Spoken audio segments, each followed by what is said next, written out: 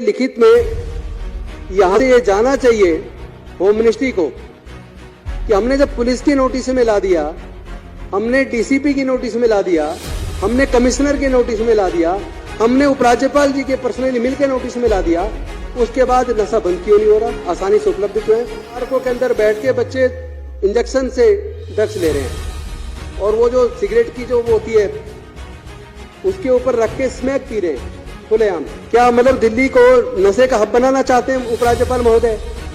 आखिर नशे के अवैध कारोबार पर रोक लगाने के लिए दिल्ली की पुलिस और राज्यपाल उपराज्यपाल गंभीर क्यों नहीं दिखते? नियम नशे की तस्करी तथा युवाओं में नशे की बढ़ती लत के कारण दिल्ली में कानून एवं व्यवस्था की बिगड़ती स्थिति के संबंध में माननीय उप मुख्यमंत्री का ध्यान आकर्षित करेंगे। धन्यवाद अध्यक्ष जी, आपने इतने महत्वपूर्ण विषय पर सदन का और दिल्ली के गृह मंत्री जी का ध्यान आकर्षित करने के लिए मुझे मौका दिया। ये जो मुद्दा है नशे का, ये दिल्ली के लिए बहुत ही महत्वपूर्ण और खतरनाक मुद्दा है। नशे की वजह से दिल्ली के युवा तेजी से नशे की गिरफ्त में आ रहे हैं।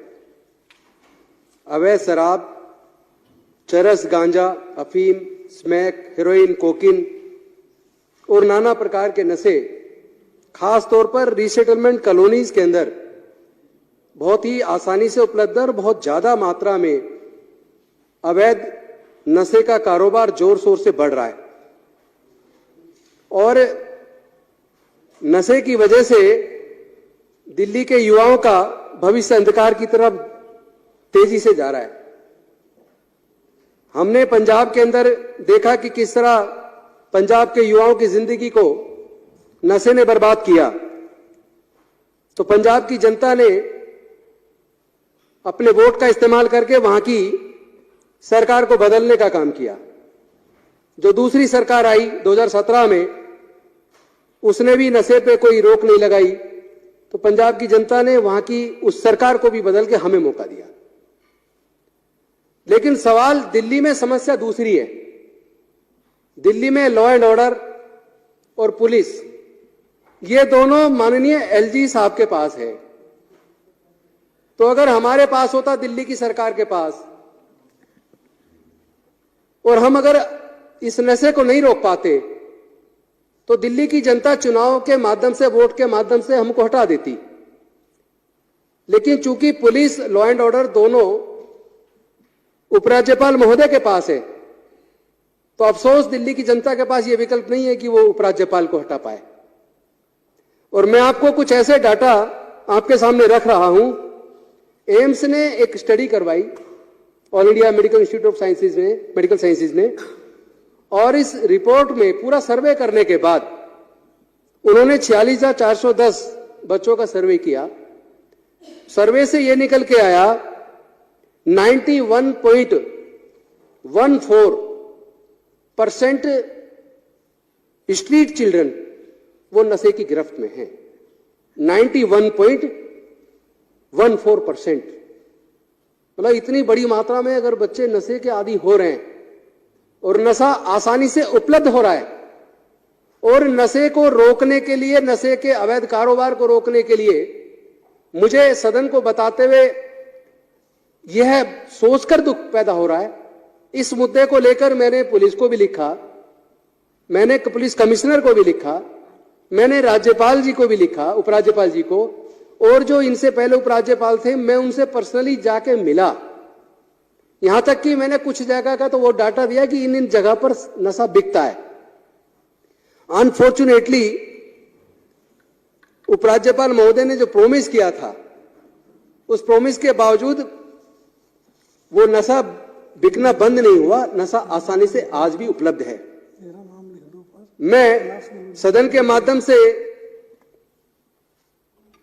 और माननीय दिल्ली के गृह मंत्री जी के माध्यम से चाहता हूं कि ये लिखित में यहां से ये जाना चाहिए होम मिनिस्ट्री को कि हमने जब पुलिस की नोटिस में ला दिया, हमने डीसीपी की नोटिस में ला दिया, हमने कमिश्नर के नोटिस में ला दिया, हमने उपराज्यपाल जी के पर्सनली मिलकर नोटिस में ला दिया, उसके बाद नशा बंद क्यों नहीं हो रहा, आसानी से उपलब्ध क्यों है?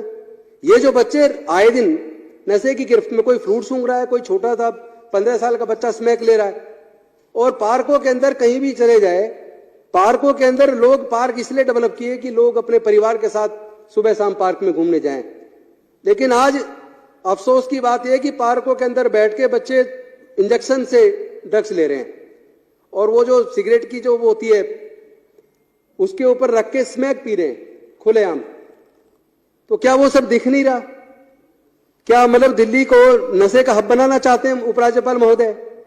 आखिर नशे के अवैध कारोबार पर रोक लगाने के लिए दिल्ली की पुलिस और राज्यपाल उपराज्यपाल गंभीर क्यों नहीं दिखते? ये जो घटना घटी है जिसमें सुल्तानपुरी से लेकर कंजावला तक 12 किलोमीटर तक एक युवती को गाड़ी में जिस तरह मतलब वो उसको घसीट के ले जाया गया, ऐसा नहीं हो सकता कि चलाने वाले को पता ना चले कि गाड़ी के नीचे कोई आया है, आपने किसी को मार दिया है। ऐसा नहीं हो सकता। ये तो क्लियर कट मर्डर है। चलो देर आए दुरुस्त आए, उन्होंने उसमें मर्डर चार्जेस कल परसों लगा दिए। लेकिन मैं कहना चाहता हूं जो रिजल्ट आया ये भी आया कि जो चलाने वाले थे और जो अंदर बैठे थे वो सब नशे में थे। यानी कि ये नशा कई प्रकार के अपराधों को जन्म दे रहा है। कई प्रकार के अपराधों को देखने में आ रहा है कि जो बच्चे नशे के आदी हो जाते हैं, फिर वो नशे की पूर्ति के लिए पहले अपने घर में चोरी करते हैं और उसके बाद वो पास पड़ोस में चोरी करते हैं, फिर रोबरी करना शुरू कर देते हैं। इसकी वजह से लगातार अपराध बढ़ते जा रहे हैं। एनसीआरबी का एक डाटा है जो मैं आपके सामने दिखाना चाहता हूं, प्रस्तुत करना चाहता हूं।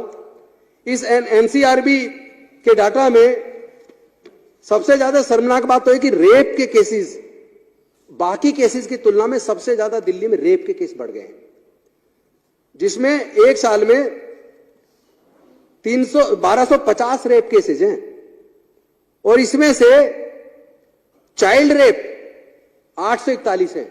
चाइल्ड रेप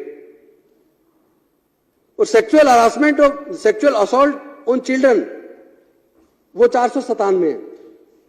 ये डाटा बड़ा भयावह कर देने वाला है। ये डाटा बताता है, एनसीआरबी का डाटा, ये अपराध करने वालों में 47.7% तो इसमें जुवेनाइल है, जो 18 साल से भी कम के बच्चे हैं। इन बच्चों का क्या भविष्य बनेगा? दिल्ली के बच्चे लगातार नशे की तरफ जा रहे हैं, तो जब बच्चों का भविष्य सुरक्षित नहीं होगा, बच्चों का भविष्य अंधकार में होगा, तो दिल्ली का भविष्य अंधकार में होगा, यानी पूरे भारत का भविष्य अंधकार में होगा। यह मुद्दा कोई सीमापुरी विधानसभा का नहीं है, यह मुद्दा पूरे दिल्ली का है। पूरे दिल्ली के अंदर खासतौर पर जो रिसेटलमेंट कॉलोनीज हैं, जो झुग्गी बस्तियां हैं, जो गरीब बस्ती हैं, वहां बहुत ज्यादा मात्रा में अवैध नशा बिक रहा है और नशे की वजह से ही अपराध बढ़ रहे हैं। तो दिल्ली में अगर अपराध को रोकना है तो नशे को रोकना बेहद जरूरी है।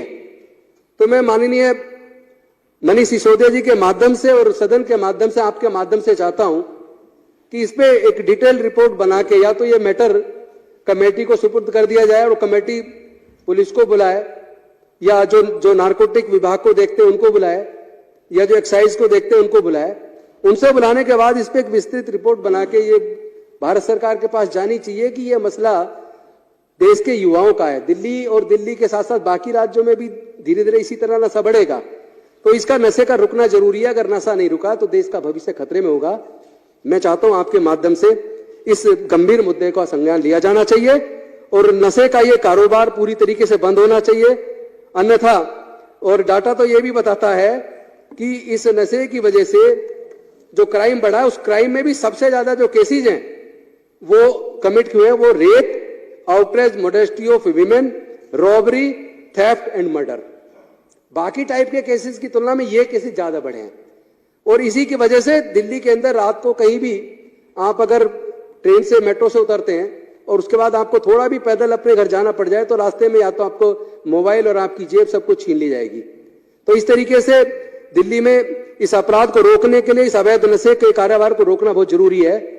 मैं चाहता हूं कि इसके ऊपर विस्तार से चर्चा भी करवाई जानी चाहिए, इस पर कुछ न कुछ सख्त कार्रवाई होनी चाहिए। बहुत बहुत धन्यवाद।